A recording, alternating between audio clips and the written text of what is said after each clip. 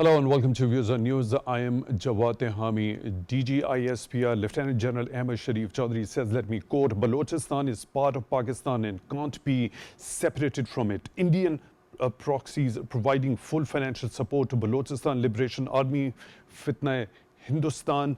BLA leadership is currently based in India. India and its proxies pose a grave threat not only to Pakistan but to the stability of the entire region. Unquote. Also, Inter-Services Public Relations in a statement has said 7 terrorists belonging to Indian proxy Fitna Hindustan were killed in 2 separate operations in Balochistan on Monday.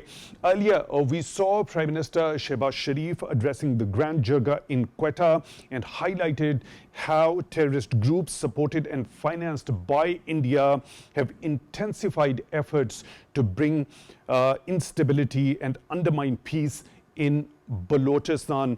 To that particular Grand Jirga, Chief of Army Staff Field Marshal Syed Munir also addressed, let me quote what he had to say, Pakistan Army has concrete evidence of Indian involvement in the orchestration and support of the terrorist networks in Balochistan, unquote. Also, after Jafar Express terror attack that was claimed by banned Balochistan Liberation Army, Pakistan had apprised the United Nations that there was credible evidence that attack was externally sponsored by Pakistan's regional adversaries. Also, we saw earlier Defense Minister Khaja Mohammad Asif saying, let me quote, banned Balochistan Liberation Army and banned TTP are Indian proxies. They have nothing to do with religion or nationalism. India is financing them, unquote. We'll be taking this particular issue of a discussion in today's show. For that, we are honored to be joined in the studio to Brigadier Retired Masud Ahmed Khan, Senior Analyst. Brigadier Khan, thank you very much for your time, for being with us on the show tonight. Really appreciate that. Also in the studio, we are honored to be joined by Mr. Ahmed Hassan Awaan, Security Analyst. Mr. Awaan, thank you very much for your time also, for being with us on the show tonight. Really appreciate that. Brigadier Khan, let's begin the discussion with you. Let's talk specifically about this particular statement. Balochistan is part of Pakistan and can't be separated from it. We've also seen in the recent past, the top leadership of the country has come up with statements indicating that there is credible evidence as to Indian involvement in bringing instability in Balochistan. Not only these statements, they are backed by credible evidence, and also that very classical case of Kulbhushan Yadav involved in sabotage and espionage activities in Balochistan. He made that confession, and that particular case was taken to ICJ by India itself. Yet ICJ did not acquit him. Now, talking about this particular Indian involvement, I want you to shed a little bit of light. Since when India has been involved in this particular nefarious design, particularly as far as Balochistan is concerned? Thank you, Jawad. Right from 1947, India did not accept Pakistan as a sovereign independent state in South Asia. So since then, India was involved and has been hatching conspiracies to destabilize Pakistan. So since 1950, they basically developed a friendship treaty with Afghanistan in 1950.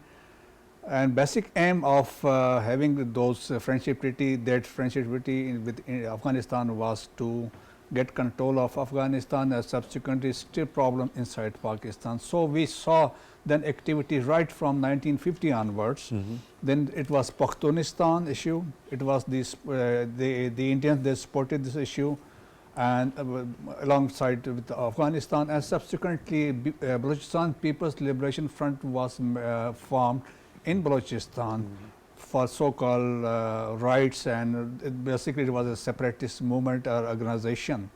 So it was in 1975 this Balochistan People's Liberation Front, when then government cracked down, it was relocated to Kandahar. So subsequently we have seen all the Afghan governments, right from King Zahir Shah until Ashraf Ghani, they have been supporting the Indians inside Afghanistan, supporting all those activities against Pakistan. So it was in when Sardar Daud was the Prime Minister of Afghanistan, he said to Indians, you Indians to militarily engage Pakistan from the east, and we would take up fight from the west. So therefore, we can fix Pakistan. This has been given in the book, in the My Enemy is Enemy, the statement made by Sardar Daud. And subsequently in 1968, when RA was created, so then RA along with Khat and KGB, they were instrumental in fomenting terrorism inside Pakistan, and subsequently, and there was a time when last 20 years when Ashraf Ghani and the Karzai were ruling Afghanistan for 20 years, India succeeded in establishing 66 camps inside Afghanistan, and they, in meantime, they also formed this BRAS, Baloch Raje Ajoi Sangat in 2018 by gathering all the Baloch terror outfits, BLA, BLF, BRA, BRG, etc. And in 2020, Indian RA, they basically then created a consortium of terrorist organization where TTP was included in this group. So Nexus was established, and subsequently we have seen the appearance and the arrest capture of Kulbhushan Yadav in Balochistan. And if you go back, just recall the this one of the speeches made by Ajit Doval in 2014, when he said, we have the capability, we have the capacity to destabilize Balochistan, and we have the money, and we could bought the Baloch people in Balochistan by bribing them, etc. This was a statement he made in 2014. And Prime Minister Modi in 2016 on the Independence Day, he said the people of Balochistan, and also mentioned Gilgit-Baltistan, they have thanked him for voicing for the rights of the people of Balochistan. So there is a long history, there is an established pattern of how India has been involved in funding, supporting and financing these proxies to bring instability in Balochistan is concerned. Also, we have also submitted 5 dossiers, and by giving the sufficient, irrefutable evidence. First one was presented to Manmohan Singh at Sharm el Sheikh by then Prime Minister Gehlani. And then last was in this particular aspect, Brigadier Khan, I see your part of the interjection. A lot of number of aspects to discuss with you. Of course, this particularly important aspect of it, that 5 dossiers have been shared, and irrefutable evidence has been shared with the international community. When we talk about the United Nations in particular, I'll come back to you with your detailed view regarding that aspect. Before heading to Mr. Ahmed, Hassan, Awaan, if you allow me, let me introduce another guest who is joining us through the video link, Dr. Fida Bazai, security analyst. Dr. Bazai, thank you very much for being with us on the show tonight. Really appreciate that. Dr. Bazai, this particular well-established pattern on the part of Indians supporting the proxies to bring instability in Balochistan. Now, there is irrefutable evidence at the hands of Pakistani authorities. A number of dossiers have also been shared with the international community. Now, what steps do you think are required ahead? We've been sensitizing the international community, the major Western powers themselves have been the victim of Indian state sponsorship of terrorism. What needs to be done as far as Pakistan further sensitizing the international community, particularly the United Nations, to take any sort of a concrete action to hold India accountable for its transigence? Dr. Bazai, if you could unmute yourself, please. Thank you, Jawad, for having me on the show on this important and sensitive subject of insurgency in Balochistan. I mean, we have to understand 2 things for understanding insurgency in Balochistan. First is international system. Second is the situation in Balochistan. After 9/11, as we know that we have entered a new phase. In that new phase, we have seen there is a prolific increase of insurgencies throughout the world. We have seen there was insurgency in Afghanistan, there was insurgency in different part of Pakistan, there were insurgencies in India. So international system moved from traditional state to state war towards a state to non-state war. And that state to non-state war, it created a very conducive environment for all those actors that want to create instability in another country.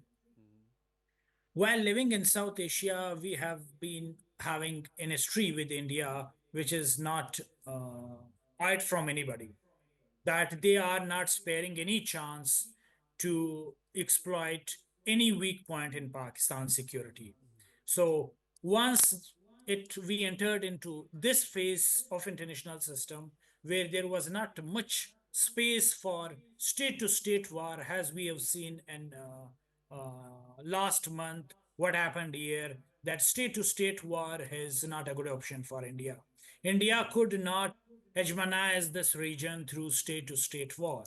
Rather, it has given Pakistan a new opportunity to project itself in a better light. We have shown to the world that when it comes to state war, Pakistan's security is invincible.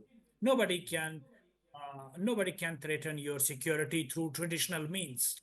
So, especially in the presence of your strong army, strong air force, and nuclear weapons. So your security paradigm is complete, invincible. Nobody can penetrate that one. So the way your only soft belly is coming through insurgency. Definitely, you cannot imagine this thing that India would be missing any chance of exploiting any kind of instability in Pakistan. So it is now on Would it pause. be losing any sort of a chance when we talk about Indian nefarious designs as far as the conventional warfare? In the recent episode, we have seen they had a crushing defeat from Pakistan. So the defense on this particular line remains to be invincible as far as Pakistan's preparedness, readiness is concerned. We've also seen Dr. Bazai. When it comes to targeting the soft targets, we've also seen the vigilance by the law enforcement agencies and the security forces personnel when it comes to dealing with these proxies as well. A number of IBOs are carried out. These hideouts are targeted. The terrorists which are hiding, they are also neutralized. We've also seen that very classical case of Kulbhushan Yadav. He was also captured. He confessed to what he was doing here in Pakistan in order to bring sabotage and espionage and instability in Balochistan. On that particular front, we see we are vigilant, we are ready, and we are prepared. Now, but of course, the scale and the proportion of that particular challenge increases manyfold. So it doesn't happen to be solely the responsibility of the Pakistan security apparatus to deal with that. At the same time, there happens to be an onus on the shoulders of the major powers or the international community or the United Nations to ensure that such type of aggression doesn't happen. Am I correct on that? Jawad, there was a lot of disruption in the internet. I could not understand the question, but let me answer the main theme. I understood the main theme of question. I mean, now insurgency is one of the most difficult warfare. People who have studied warfare, military warfare, insurgency is one of the most counterinsurgency operations are the most difficult counterinsurgency operation, especially if you are operating in your own territory. In your own territory, you will be operating with a different kind of SOPs than operating in a different country. For example, when America was operating in Afghanistan, their SOP was very clear. They were not very conscious of the civilian population. And we now see that what Israel has been doing in Palestine, again, they are just crushing everything that is coming in front of them. They don't care of the civilian, they don't care of the children, they don't care of the masses, population center. They don't need that kind of intelligence for military operations. But when you are operating in your own territory, it is very difficult. You have to be very conscious of whatever step you are taking because sometimes you are creating accidental guerrillas. Accidental guerrillas means They may not be ideologically aligned with the terrorist forces. They may not be having that kind of mindset. They may not be having that kind of worldview, but they come in counterfire. Through that counterfire, then they come in that revenge cycle. And by default, they become soldier of terrorist organization. So it is a very careful and very difficult operations. Pakistani forces operating in its own territory, we have to understand this thing. It is a difficult warfare. So we have to be, this warfare should be accompanied with political consensus. This should be accompanied with development project. This should be accompanied with governance reforms. You cannot just do with one side. Military operation alone cannot handle this problem. Along with Strides. Dr. Bazai, I seek your pardon for the interjection over here. We have also seen Prime Minister Shehbaz Sharif making an address to the joint jirga, the Grand Jirga over there in Quetta. We've seen Chief of Army Staff Field Marshal Syed Munir over there also addressed. By looking at those statements which just come forth from Prime Minister regarding as to the development and the PSDP, the allocation of percentage, a certain specific percentage for the development projects in order to improve the governance over there as well, there are a number of strides and efforts being made on the part of the authorities to address that particular issue also. I'll come back to you for your deeper understanding regarding that particular aspect in the light of those particular statements by the Prime Minister. Mr. Awaan, now, as Dr. Bazai has said, the difficulty in addressing such type of insurgencies when they're happening in your own territory, and also given the fact that your adversary is trying to bring you in a continuous sort of an engagement through these proxies by supporting them financially as well. So what needs to be done when it comes to that very responsibility of the major powers, that if such proxies are being launched with such an impunity against a sovereign state, an independent state, which happens to be a member of the United Nations, are there other multilateral organizations which should be taking the note of it and bringing in any sort of accountability measures to that? Thank you so much, Mr. Jawad. I'll start with saying that we first need to acknowledge and tell the world that India or Indian interference in Pakistan is not something new. India has always used terror, it has always used extremism as part of their statecraft. We often tend to forget that back in 1971, there was no BJP or Modi-led government in India. Similarly, when the partition took place, there was no BJP or Modi-led government in India. It has always been the policy of Indian state to undermine Pakistani interest. They have never realistically accepted the state of Pakistan, which is very unfortunate. This is something which has also come to light, that in terms of what has evolved in the last 10 to 15 years is the erosion of the international liberal order. So when you talk about the role that international organizations can play in bringing about stability in the region, I would suggest that bilateral avenues will be more suitable in the given context. We've seen what is happening in Palestine, and we've seen that it's been almost 2 years now. The world has globally condemned the actions of Israel, but it has led to no effect in reality. So much so that even food is being used as a weapon of war in Palestine. So I would sort of argue that in terms of bringing peace in the region, we have to highlight the fact that post 2021 US withdrawal from Afghanistan, we have to remind the world that if this fragile peace that we have over here today is not taken care of, Pakistan is not supported in terms of counterterrorism, in terms of bringing or reining in India and curbing their hegemonic designs, as we've just recently saw that, and as mentioned by the fellow colleagues here, that India has not been able to undermine Pakistan's credibility through conventional means. Therefore, they're using the soft targets, something that is also very similar to the Israeli playbook, right? So I think in terms of what we've done, I'm a strong believer that actions speak louder than words. I personally also visualize this, that in the recent actions, how we've seen how the Americans have responded to the Indian concerns regarding the terror attacks, India's credibility has taken a nosedive. We should take advantage of that. We should realize that and make the world realize that this kind of double standards where they tend to play on both sides of the aisle will not work anymore. Okay, so there are some very important points you have made in your take, and the policy of Indian state right from the inception, whether it be Congress or now BJP.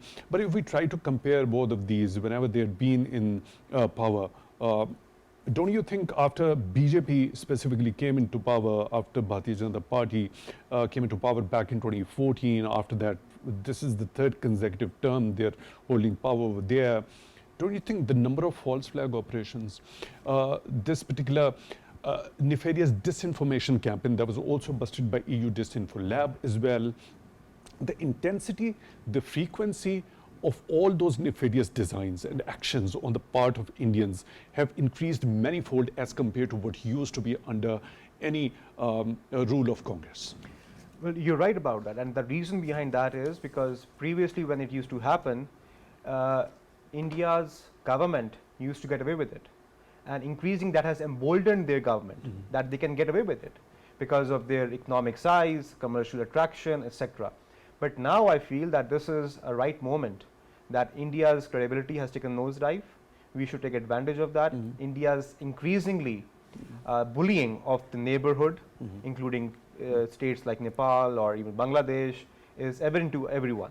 I think this is a very ideal situation that Pakistan diplomatically has been on the right. The number of efforts which are being made Yeah. regarding that particular front, we have also seen quite a diplomatic success for Pakistan after this particular recent standoff, not even a single statement coming in favor of Indian designs and the kind of aggression they resorted to against the United Nations Charter, the established norms of interstate relations. Brigadier Khan, earlier you've heard Dr. Bazai saying as to the difficulties which are associated with such sort of insurgencies when they are to be addressed on your own territory. I want your expert view regarding that and what possibilities could be adopted in order to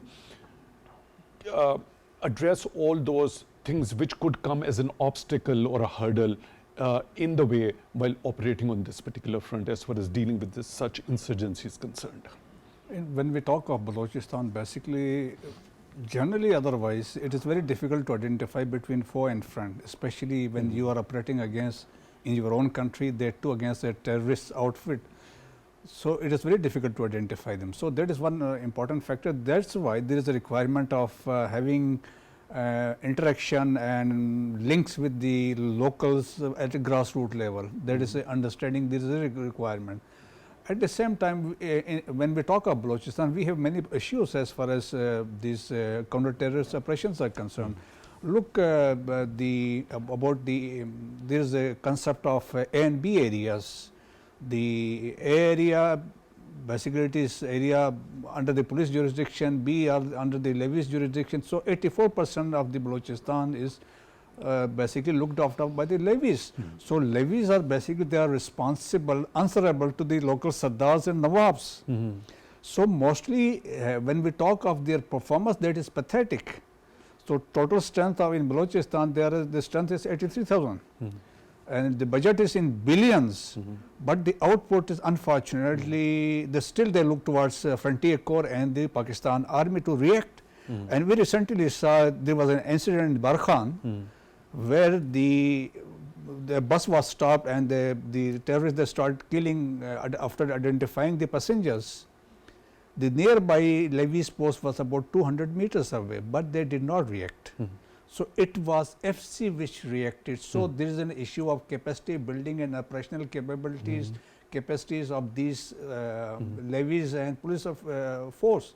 So at the same, does that only have to do with the training, or does it have to do with other aspects as well? Other aspect is that is the mainly controlled by the Sardars, Nawab. That is the major aspect, followed by the training. So 60% they are non-operational basically. They basically don't report for the duty, they get their pay.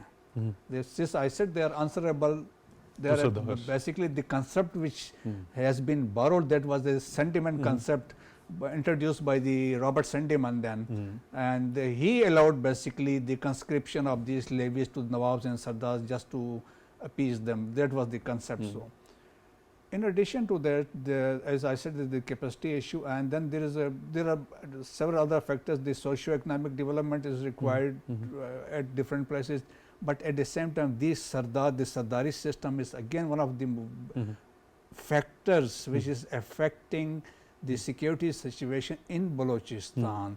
Basically, we have seen there are some Sardars, they are looking after, they are controlling the Frari camps. And these some of the terrorists, and they basically they have the link, and we have seen recently the protests and the marches which were carried out in Balochistan. So they have the link. Half of some of their relatives, they are in some terrorist outfit, and some are their politician, etc. So things are very clear as far as the Pakistanis are concerned. So the only thing is, we will the Pakistan Armed Army, the security force, they will continue with the kinetic operation. That is foremost one important thing. So beside that, there is a requirement of socio-economic development, just to address the issues. As Prime Minister, as you said, he has already announced a big package for Balochistan. Already 75% of budget of Balochistan is provided by the federal government. So in addition, he has already announced a package, and recent in Jarga, as you highlighted. And then there is a requirement of to do away with this Sardari system, the concept which was basically 1976, it was basically it was eliminated by Bhutto. Again in Balochistan, mainly in Baloch society, when we see the concept of Sardar and Nawabs are still intact. So people, they have lot of respect, or they obey the orders of basically Nawabs and Sardar. And then we have to do away with this concept of A and B areas, etc. And then certainly in addition to this, we have to address the youth of the Balochistan. This is an aspect that I'll come to you, Brigadier Khan. Now, Mr. Awaan, now this very detailed description as Brigadier Khan has put forth regarding as to the Sadai system and the kind of training and the capacity building that is required for the levies which are deputed over there. What measures in this particular regard in order to ensure the safety overall, the security environment overall, keeping aside for a moment that very need to go for the development projects, the allocation of a certain specific percentage of the budget over there, improving the governance over there, also talking about Prime Minister talking with those individuals who are misguided and to bring them into reintegration of that particular society, but specifically talking about dealing with that Sardari system and the capacity building of the levies. I think it's very essential that we upgrade the equipment that the levies have over there, enhance their capacity building, as already mentioned by Brigadier Saab as well. And apart from that, we need to flip the narrative. And what I mean by that is that we need to present Balochistan not as a region which is otherwise rich, but has not been able to deliver. It is sort of a region which is misconceived even by the Pakistan public at large. So we need to flip the narrative and develop a developmental model out of Balochistan. We need to, I think CPEC can play a very major role in that. And I think this is one of the reasons why Indian involvement is very, very obvious in Balochistan as well. So I think apart from that, there has to be integration of your federal programs like Kamyab Jawan into the CPEC mainstreaming as well, where you can use the skills of the Kamyab Jawan program and utilize them in the CPEC projects in Balochistan, and focusing on the locals, especially like you already mentioned, the PM mentioned about bringing back the misguided youth and all that. So I think in that context, the programs like Kamyab Jawan can be integrated into CPEC, where they can provide local employment to the people as well, which will obviously, and I mean, this is very, very, I'm very clear on that primarily this fitna Hindustan is not ideological driven, it is financially driven, and it is basically a proxy war. And therefore, it will be, if we do flip the narrative, it will be end for Indian influence in Balochistan. So, this particular CPEC, as you already mentioned, it holds a significance. It could play a very important role as far as Balochistan's development is concerned. That was exactly the target when we talk about Indian design. And Kulbhushan Yadav confessed to that in order to sabotage the activities which were specifically related to China-Pakistan economic corridor. Having said that, number of dossiers shared with the international community. Now, this is a project that has multiple stakeholders. We've seen a recent meeting between the foreign ministers of China, Pakistan, and acting foreign minister of Afghanistan as well. It was also agreed to extend this particular project to Afghanistan as well. Now, Afghanistan's soil, as you already in your take talked about the withdrawal of the international troops, that happened to be a pivotal moment as far as how the Afghan soil had been used for these heinous acts. Now, extension of this particular CPEC to Afghanistan, what sort of effect it would have, or any sort of a trickle-down effect towards Balochistan in terms of development, progress, and people being brought into the mainstream, especially the youth? I think just to add to it, apart from Afghanistan, Iran is also a very key stakeholder in all of this, because much of the border is also shared with Iran as well. And I think recent developments are also positive in terms of how Iranian government has also, I think, in recent statements have expressed their desire to support Pakistan on this issue as well, which is very welcoming. I think the extension of CPEC is essential. We often talk about CPEC is important. Why? Because let me first state this, that in today's world, it's not about capturing territories anymore. It's about capturing markets. This is the new order, especially in the post-Cold War period, that is very, very prominent. So economy leads politics now, primarily. So I think, and even if you look at India's own rise economically, China's rise economically, which has now enabled them to, go beyond and assert themselves. So I think this is one reason which India is very adamant that if CPEC actually becomes a reality, translates into its full potential, it will not just minimize India's role in the region, it will actually enable all the other states to actually come out of that shadow that India has sort of created, a fool's paradise in the region, assuming that as if it's the entire anchor revolves around India, which is not reality. India historically, even if you look at, has always been a multi-ethnic, multi-diverse society. It has never been a single unit.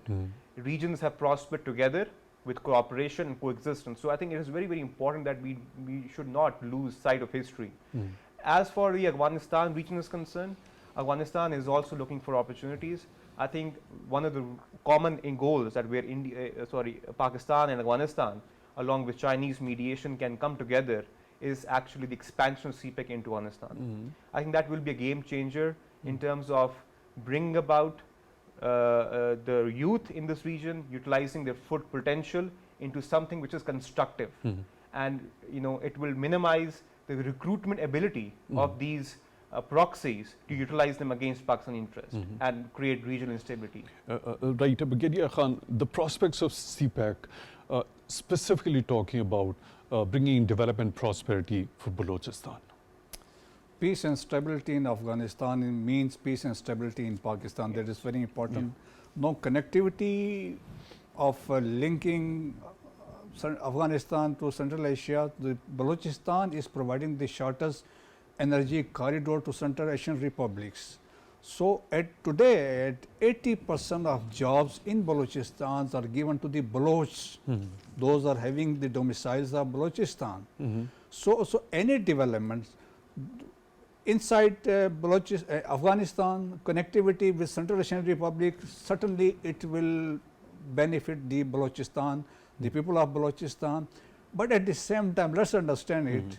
The Indians, they will not, they will try their best to prevent this this concept, etc.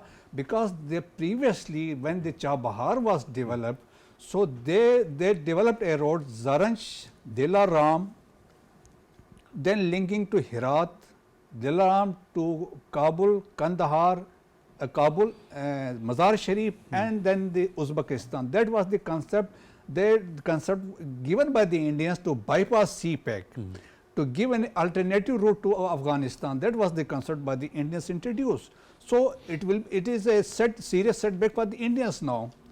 Basically the concept which now the gestures which have been made, decisions which have been taken by all the three, now from bilateral it has become a trilateral as far as CPEC is concerned. So it will benefit not only Pakistanis, Balochis, but also Afghanis and the Central Asian Republic. So it is in the interest, and certainly it means the Afghanistan, they have realized the importance of the CPEC peace in Afghanistan. So probably the Indians, they know again they will try through their sleeper cells to disturb this activity.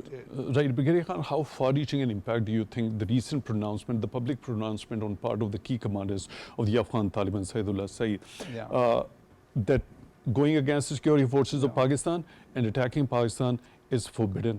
It is not mandated by the Amir of the Afghan Taliban, the supreme leader. So do you think that would have some sort of practical manifestation? Certainly, sir. This is, I think it is a strategic development as far as the statement, a decree of fatwa is concerned by Mullah Hibatullah Khunzada. For the first time, they have precisely said who is a mujahid, and they have also defined the grow. And fighting going in another country, they said it is forbidden if you disobey the Amir. So it means you have left him, so you have become a Khariji then. So and it wouldn't be considered a jihad, rather fasad. They have made it very clear this is not a jihad. So probably for the first time we have seen a positive comments coming from the Afghan Taliban leaders, and they have realized, at least we have helped them right from 1979 and the first Afghan Taliban government of 1999 to 2001. And now again we expect, our expectations were when they took over, now there will be peace and stability. Of course, there was a very important role played by Pakistani authorities at that time. So it was not possible without Pakistan's help. So how big this particular pronouncement is a setback for the Indians? Certainly it is a serious setback. This is the second setback after getting a defeat, testing a defeat from the Pakistani army hands. No, again it's a serious setback for them because they are losing grip in Afghanistan. Because the basic mission of Afghan Indians are to have a government of close to India, rather do not having any links with Pakistan. So they will prefer a sort of government. Initial impression this was given by the Taliban as was the same. But now they have realized that the things are getting out of their hand, and certainly all the credit goes to the Chinese, who played a very important instrumental role, and also our special envoy Asif Durrani, and subsequently visits made by Asif Durrani and special envoy Chinese to Afghanistan, and then the Dar Sahib visit to Afghanistan. So all these steps they have been instrumental in paving this development in Afghanistan. Right, Mr. Awaan, when it comes to terror financing, we've got the irrefutable evidence that Indians are involved. Even the serving army officers are involved, their intelligence agency is involved, their intelligence agents been perpetrating transnational terrorism, state-sponsored terrorism, not only here in Pakistan, but also in Canada and in the US and a number of other Western countries as well. Now, given that particular fact, the sharing of the dossiers, what is the mandate and the responsibility of the Financial Action Task Force regarding the terror financing in particular, when so much of a track record present that proves that India has been involved in terror financing?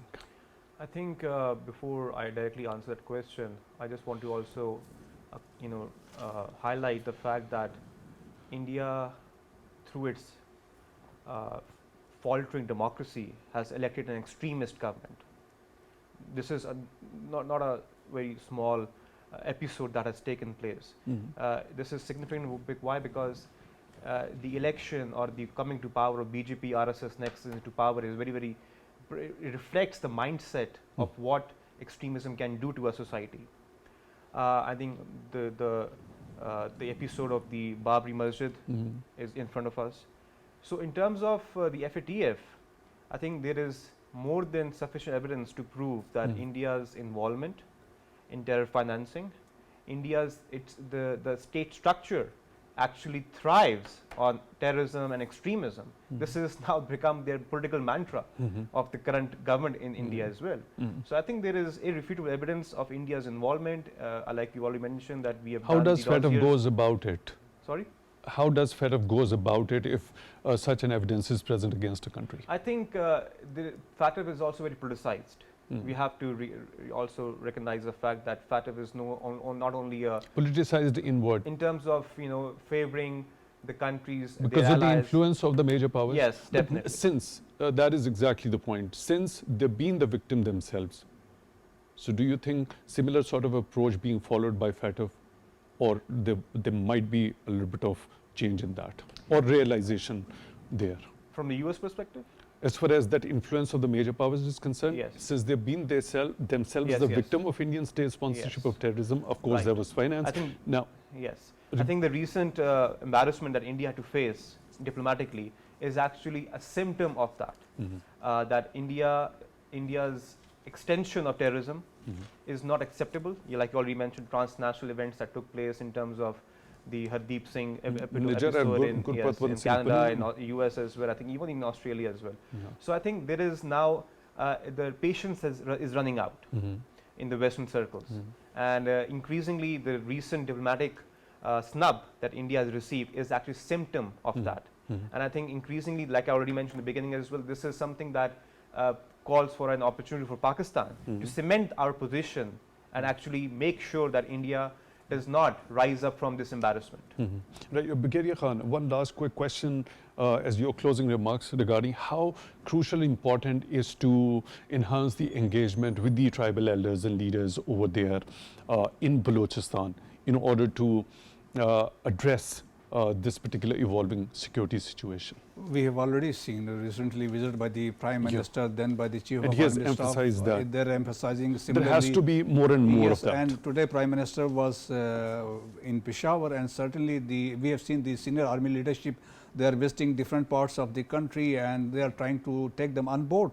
So there is a sincerity from the government of Pakistan side, and certainly the people, they have realized the importance of combating this terrorism, menace of terrorism in the province of not only in Balochistan and same in the Khyber Pakhtunkhwa. So the realization is there, because these terrorists, they are basically violating the traditions of the Baloch Riwayat or the Pakhtun Riwayat or the Baloch Mayur, etc. So now there is a realization. Basically, they are targeting the innocent Baloch people. Now, recently we have seen Hidayatullah Buledi, who was martyred during that attack in the Sorab area. So the realization is I get your point. and the Field Marshal said very categorically, if the strong Indian army of 1.3 million, they cannot intimidate Pakistan. What to talk of these couple of hundreds? They can subdue Pakistan armed forces. So message is loud and clear. And you will see. And what do you expect from FATF? Do you expect anything from FATF? As not really. It is entirely a political tool. Otherwise, if let me give you we have given evidence of terror financing. We given the name of 4 individuals involved in terror financing in Pakistan, evidence in those years. Similarly, there was a US watchdog said that there were 2,000 mysterious transactions made by the Indian banks, of the 44 banks, of billions of dollars. And then we have seen the cases of uranium in the markets of India, and then at the same time their involvement we have seen, and they have been also caught while selling the components of IEDs to the IS. So, and the Foreign Policy magazine, if you recall, they carried a story, the Indians and Central Asians are the new face of IS. There are multiple fronts on which India and Indian authorities need to be held accountable by the international community. And of course, there happens to be a responsibility of the financial action task force as India's involvement in state sponsorship of terrorism and terror financing is concerned. With that, we come to the end of today's episode. We were joined in the studio Brigadier retired Masud Ahmed Khan, senior analyst. Thank you very much for being with us on the show, Brigadier Khan, and Mr. Ahmed Hassan Awaan, security analyst. Mr. Awaan, thank you very much for your time also for being with us on the show tonight. Really appreciate that. With that, we come to the end of today's episode. Till the next one, take care.